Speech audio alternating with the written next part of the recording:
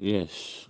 Now I was continuing to tell you this that you find that migrant workers have been sidelined, and in all ways, if we do not in jetting ourselves or punching ourselves right now in this coming agreement, we shall be left out forever, because they want to renew this agreement and they want to repeat the same terms, you know.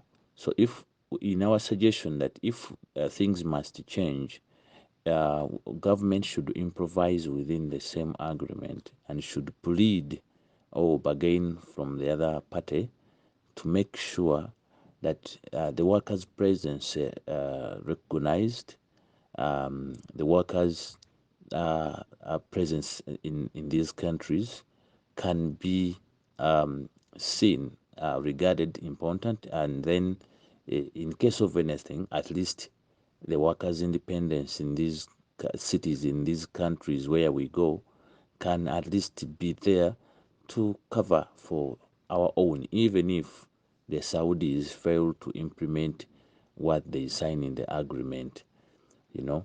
So in our suggestion, we wrote to ministry asking officially to have an administration as Ugandan migrant workers, which includes the Ugandan returnee migrant workers, and also the, those ongoing already in Saudi Arabia.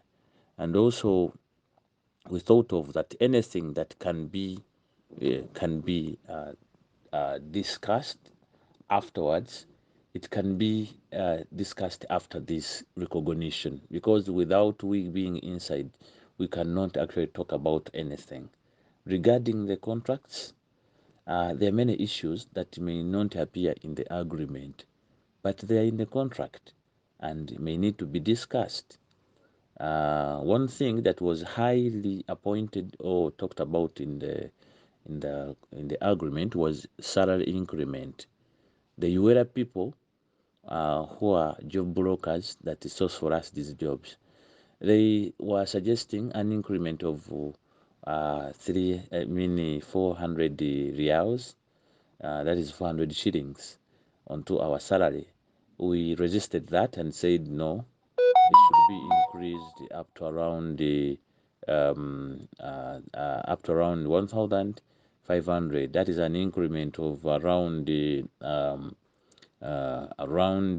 600 shillings, increased onto our usual salary of 900 for the domestic workers, and also the boys to be increased in the same ratio. So we pleaded that and told them that yeah, we cannot set a lower negotiation limit. We have to start it higher, such that the Saudis can also say, or I mean, give their position. However, the companies were trying to set us low, and our suggestion was 1,500. Theirs was lower, as 1,300. So that's where we are. There is also the other issues of uh, our members who are not seen, which we are raising, and we talked of having an audit into the members who are not seen where they are. But it seems the administration is dodging this question. Even when we bring it, they don't want to tamper with it, because I'm sure they also don't know the exact numbers of people in these countries. They don't know. When you ask them, can we account for the people that were there before even we go into this agreement, they cannot. They don't want to account. They will tell you they have their number. Uera knows its number, and the Saudi embassy in Uganda has its number. Saudi embassy in Uganda, the ambassador reports 200,000 Ugandans being given visas, these worker visas to work in Saudi Arabia, while the Ministry of Gender is in 150,000 Ugandans expected to be working formally or given or cleared for work in Saudi. And then you find that Uera is talking of about 150,000. I mean 165,000. That is for Ueda. 165,000 Ugandans. It's the number they know they have exported to Saudi. Different from the ministry, different from the figure of the official embassy. So can you imagine who is trafficking? This is a big question that brings us in to form our own database as workers. For as long as we know our members, each and every member that leaves the country, we shall always be able to tell who is lying and where are the whereabouts of our own. This is one question we are calling for this kind of administration. We need to be sure. We don't want to hear people denying our people. They deny them. They say our own are not part of their companies. They went on their own. Every time you hear a song of she was trafficked, even when they are arrested in Saudi Arabia, they keep saying they were trafficked.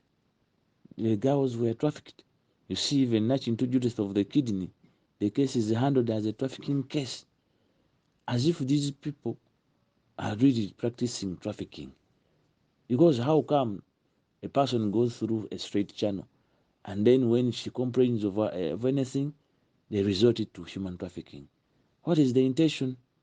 If at all they are not trafficking, why are they then continuing to attach cases of trafficking to people who safely externalized their girls or their workers?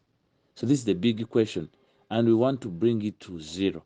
We want to see that whoever leaves the country as a Ugandan, he may be cleared by the ministry under the database of the ministry and also under their company database, but similarly or at the same time in their workers database as Ugandan workers, Ugandan migrant workers category, that category alone being known as members of the association, being able to be defended, because we are also tired of defending people whom we don't know.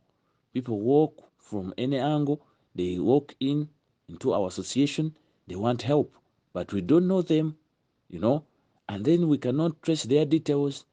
Where do we begin from? And yet sometimes we may have capacity to give assistance where necessary. But you find that the difficulty is in getting details and also supporting these people with the right powers becomes hard. And you find that the levels of compromises here comes in, whereby if somebody reports to the association with a valid case, it ends up being diverted into compromise, because these companies, once they realize it's a hot case, they now begin manipulating families. They manipulate these workers who come and report. So there is no full control over these workers, or the full autonomy for these workers to fully allege, to fully put their cases on table for justice to be served. So if we must look at that and also identify who was trafficked and who was not, to go to zero trafficking, we must accept a special database for these workers as it is recommended, because we are supposed to be together as workers in a pool or in an organized way, such that we can always bargain for ourselves. It is internationally recognized, internationally recommended. It is actually ratified by government. Government ratified for us to do that. But I don't know why the administrations don't do so. So we are really upset by that, and this is what we are calling upon the ministry to do. Any other thing will be discussed after that, because we cannot cross the river before we get there. We cannot begin assuming that we shall be increased the salary or our own, we will begin getting work arrests or get paid in time, or whatever terms that may be discussed in the contract when we are not there. We have to discuss that when we are there. This is why we are seeking for an official entry as a tripartite wing, as a third arm of the tripartite arrangement. This is why we are saying, before this agreement is signed, government should come back home and try to organize from home. Any person who would look good before the public leaves home dressed well. He cannot begin dressing from the public. And similarly, anyone who will look naked from the public will leave home naked. You understand? So we have to organize ourselves to make our best look. If, okay, they say people are damaging the image of the country, and this is how they have turned our own. Whoever complains, they call it drama, or somebody who is trying to damage the image of Uganda. But how does that come into place? Because they have been neglected, because they have been abandoned, their voices have been scattered. They don't know even what they are talking. Some of them, they are misguided. And therefore, whatever comes, it comes in form of those misguided missiles, and they end up affecting the industry, affecting everyone, including the workers themselves, because there's a lot of mislead within the same arrangements. So this is our position. We are not calling on government to, we are not lobbying to beg government that, you must, you have to please give it to us. It is our right by default. I don't know why even they're hesitating to give it to us.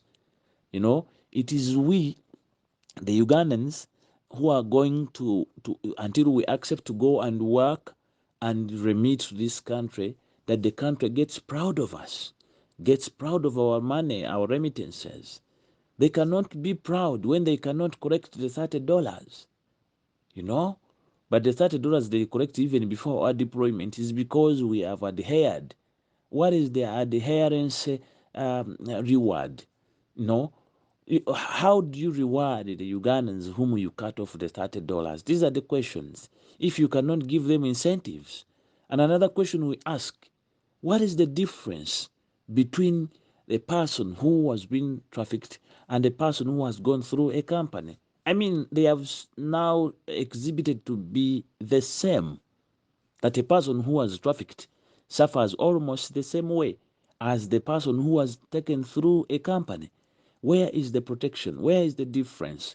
What can make a Ugandan girl to admire going through a company apart from them being compelled for nothing? What can attract anyone to continue? Because numbers have fallen from the Saudi wing and they seek Dubai, which is a trafficking wing. Why? You don't ask yourself that. Why they choose so? Because they find out it is more or less the same. I rather take myself to Dubai than going to Saudi Arabia, where I will be incarcerated, where I will be confined, where I will be taken a ransom, at ransom. You understand? Where I will die and I will be buried almost like a dog, like any other trafficker, because once a trafficker is brought back to Uganda, she will be buried the same way without any covers. Actually, even sometimes the traffickers are covered. The trafficked people. You find some bodies in Dubai can get some insurance. Their bloody money can be sent here. But for Uganda in Saudi, never. The bodies are just buried. We don't know who eats that money. If so, it is there or it was negotiated anywhere. We don't know. Many people have died at work. They have died naturally. They have died in any way. But nobody has compensated them. You know? They just return the body quickly, bury. Nobody follows up on these death reports to come to an amicable conclusions. Some officers at the airport that try to insist on to these questions why people die like this, because they go up to the mortuary and they're the ones who begin these reports. They are always transferred. They are transferred for why they are insisting on such matters. And you find that the follow-up system becomes complicated. The hard-on officers, the police officers at the airport are being transferred because they insist on things that matter. That's leading our own into misery. How can a Ugandan admire to go through a safe way when it ends themselves almost into the same image, the same way? What incentives do safe labor migration via recruitment companies bring on to a Ugandan worker? There is none. No such incentives. You know, Apart from them sanitizing themselves and making themselves look so, we are the alphas and omega, everyone must go through a company, this amounts to exploitation and extortion. And then they begin subjecting amounts of monies to our members into these processes, which do not actually account anywhere. Because after all, at the end of the day, when these girls and boys are deployed, they begin asking themselves, what is the relevance of all the stuff they have been asking us right from Uganda? Some of these stuffs do not have any way they can impact on their lives, on their welfare while overseas. But it is there. They are being extorted, which means they are trying to put channels of extortion systemically, and they continue extorting Ugandans. Somebody dies, had to put a desk at the airport to collect yellow fever books, whatever money, as if we don't know that anyone who travels must have a yellow fever vaccination. But even when they cannot vaccinate these girls, they want to use the yellow books to be paid, even when girls have not received these vaccines. Come to Corona, people traveled without Corona whatever procedures, and they served fake certificates. People traveled with fake Interpols. Girls go to these companies and the Interpol certificates find them where they are seated. Medicals find them where they are seated. They only find themselves told you'll be moving at night. And this is how they exit the airport. They present fake certificates at the clearances, and they are exited. Who is there to assess all that if a worker's desk is not at the airport? Who is there to receive our own that have been dumped on board right from abroad? Who? Apart from the victimizers, the perpetrators of their suffering. The companies have threatened our members at the airport. Once they return, they have no one to take a rehab, to take care of them. They are instead frustrated, threatened, passports confiscated by these companies, which come and ask them, why did you start using media to talk about our name while overseas? Nobody is there, but government cannot ask itself to balance this firestone. They want to assume cooking food on two firestones. Regarding the recruiter who represents the employee, the employer at the other side in Saudi Arabia, at the same time wants to represent the workers here in Uganda. Which kind of person is that? They want to work with such a person, with the ministry. Together, they decide on behalf of workers. This is where we are making a stand and saying workers' issues must be separated from the recruiters' issues. Recruiters have an interest of profit to protect, and workers, we have an interest of rights to protect, and our salaries and our everything that comes along, all our welfare. This is where we want to be there. And if government wants to know that, to see this come true, it is just a minute of saying we have recognized an administration of these workers in this country for purposes of governance, this migration governance. You cannot have this safe labor migration governance without the democracy or the workers' liberties being given free, without them lobbying. Kayonde doesn't need to come and lobby company per company, as company director in the Ministry of Labor has always been telling him and other officials. You go company per company. Can you imagine? Go company per company. Now you want to call it a business. You want an advocate of workers' rights to go lobbying these business people for the nationals' workers' rights. This cannot happen. And anyone who has been recommending the Kayondes to do so should feel ashamed, because they seem to be compromised and they do not fit in the positions they are serving for this public. You understand? You cannot be a labor officer or an officer or a director in the Ministry of Gender, and in your head, you always want to divert the right to the wrong. You tell the workers' rights to go and lobby so much try to talk to them, meet them, have meetings, as if they want us now to go into corruption. We cannot corrupt these people over our rights, because this is what they are used to.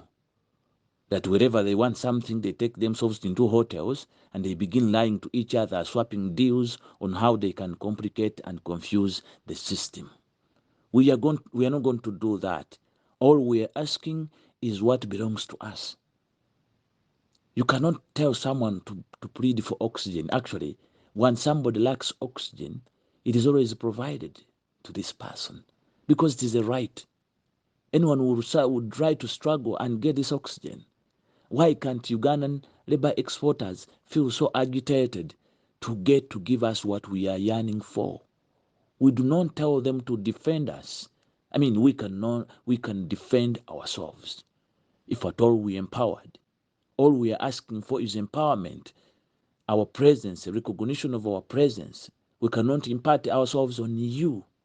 We cannot jump on you, but we can keep telling these officers to do the needful, since they can, and they have the powers we entrusted them as their bosses, by the way, because they cannot make a meaning without we appearing the way we are, called workers. Who are they serving? Who are they working for? Who are they exporting? They're exporting workers. Okay, let them export themselves, or else they can try pumpkins. But if they are still dealing in workers, we are insisting that workers should be given an administration in this country. They should manage their issues such that they can get in good position to better ask questions concerning their fellows. We are not infringing on anyone, and we do not want to turn into traffickers, just like how some companies have wanted us to turn into. When you go to them, they want to turn you into an agent. They want to turn you into their fellow trafficker. That please bring girls such that we can always, that nonsense. They can do one role and we do our own role because it is our role. And government does a mistake. By the way, the administrator has a mistake of thinking that the responsibility of monitoring belongs to these companies. They even go ahead to tell them to have a desk in these companies. A fox cannot be in charge of a meat store. These people are the ones you complain about that they are trafficking us. How can you tell them to monitor us? You want them to monitor what they have already trafficked. How will you get proper accountability? Because you're already in position of arresting them, suspending their licenses for trafficking us. And then you already assigned them a desk for monitoring. What kind of craziness is that? You assign a trafficker to monitor someone he has taken. Don't you think if he's a perpetual trafficker, he can easily use that very desk to manipulate results? Anyone should ask himself that. We are not against this industry because we see it is the only option now for the country to survive on its own. And everyone wants to join this industry to earn a living. We are not against it. We are rather saying it should be organized and nobody should confuse this. Let not the diplomats who are serving at the embassy continue lying or misinforming government how Ugandans should be protected abroad, and yet they have done nothing for the last 50 years. They have done nothing. Even when they are present at the embassy, first of all, they are less facilitated to do their works. Secondly, they are compromised with the diplomatic powers. I mean, these are workers who live privately, with private interests, though under government arrangement, but with a private interest. They are not going to work for government. It is not the government of Uganda paying their salaries. Otherwise, their salaries would be remitted to Uganda, and then they find it. Should we say the Saudi bosses should, as they get a job order, they should as well send all the salaries of the 2 years, 24 months. The salaries of 24 months should be remitted onto government of Uganda's account, such that Uganda can always be paying these workers who go to serve these Arabs in their countries. Before you always refer us to the embassy, every labor matter.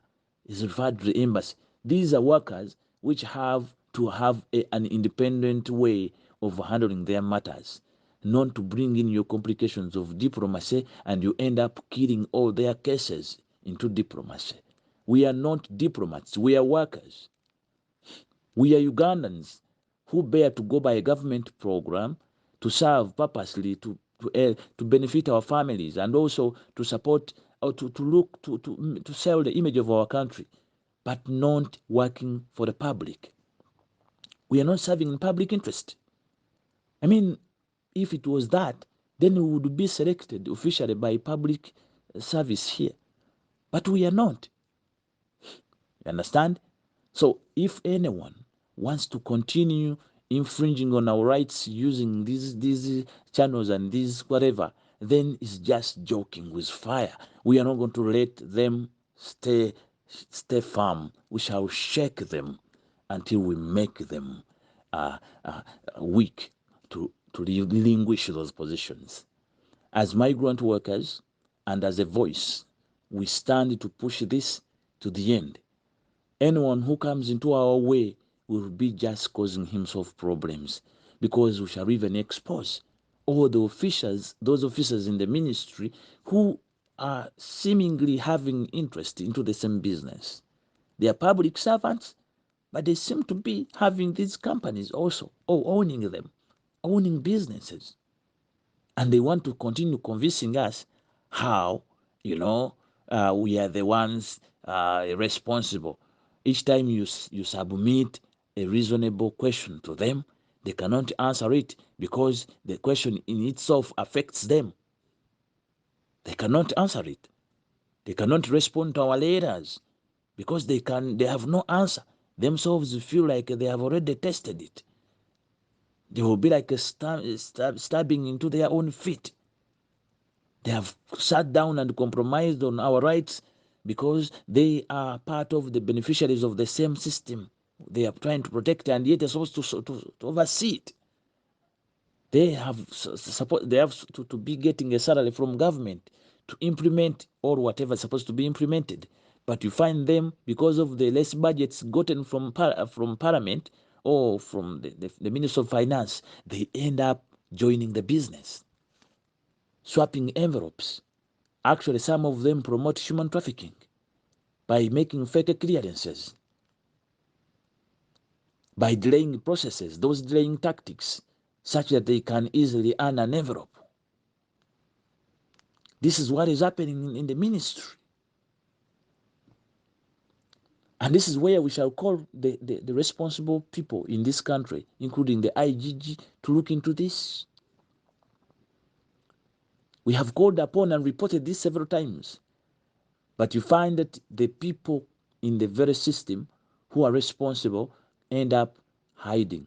Others fear some of the attached people in the very industry who are armed, and they don't want to talk anything. Why we are calling for all this? We need order. We are not against the industry. We are only calling for order. We need to see sanity. We need to see liberties of workers. Why can't Ugandan migrant workers who return home not be given compensations? Why do the Philippines be compensated with a benefit, and then, why Ugandans do not? A Philippine who dies of an accident at work in any country, once she goes back home through their social welfare arrangements, she's given, or he's given, a death benefit of around of not less than 20 millions. Why can that happen on a Ugandan? A Philippine who dies naturally from abroad and she was a migrant worker, as a member of that welfare arrangement, she or he is entitled to earn, to be given, or to be compensated with not less than 10 millions to support the family. Philippine people who die are given burial benefits. Those who come back with issues of failure to work, issues of, that require litigation to court and other labor affairs, they are already supported with a package that helps them to push all that. The Philippine people abroad are given a backup in courts of law. They are supported on ground. Their labor attaches are well funded by their government. Not recruitment agencies collecting $70, $40 to support people who are serving them, serving their interests their side. You think who do you think will they serve now?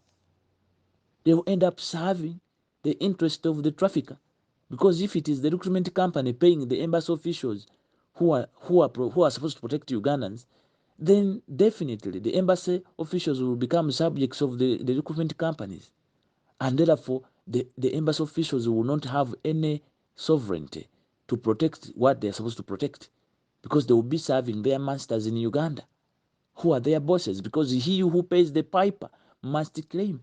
And we don't know why government does not look into that, leaving the embassy officials to be facilitated, to be paid, to be remunerated by companies. And then you want to ask the companies or to blame the companies for trafficking, ending up sending almost everyone trafficked in Saudi Arabia.